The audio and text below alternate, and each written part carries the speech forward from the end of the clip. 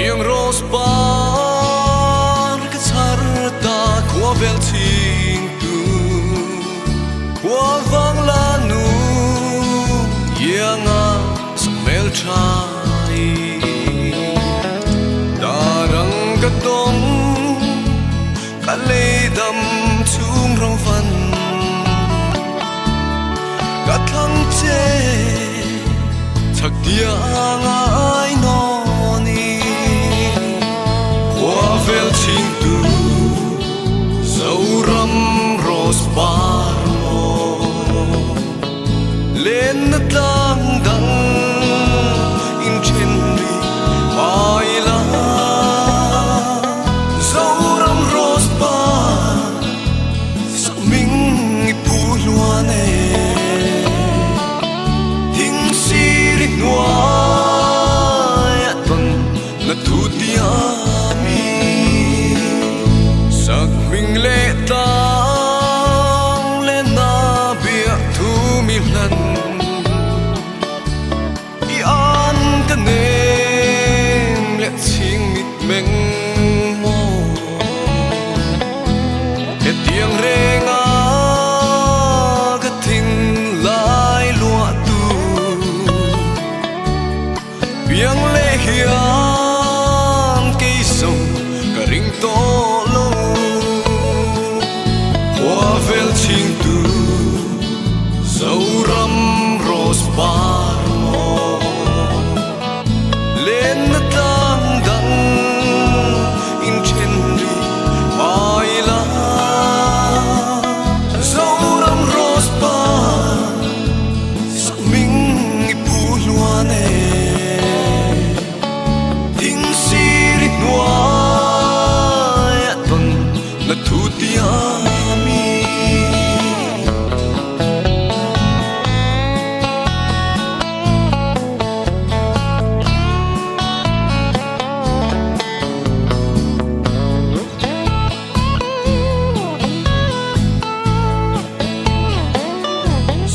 mình lệ tang lên na bia thu mi lần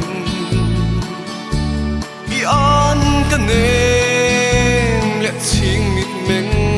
mò hết tiếng rê ngã cái thình lại lúa tu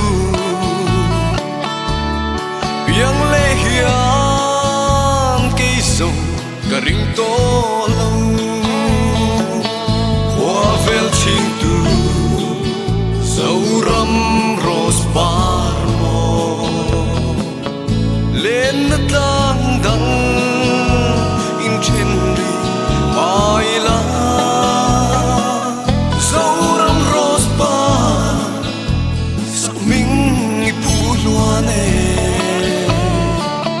thinh si rít ngoai tuần là thu tia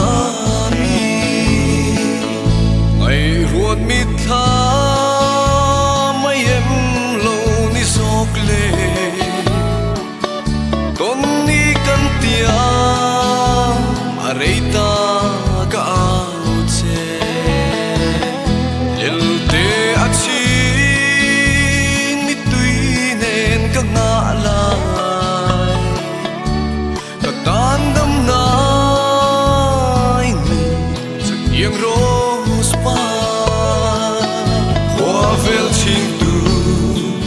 dấu râm rose bar mo lên nát lang đắng in trên đi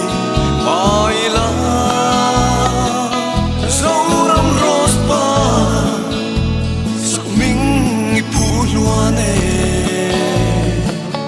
thinh si rít ngoai tuần là thu tia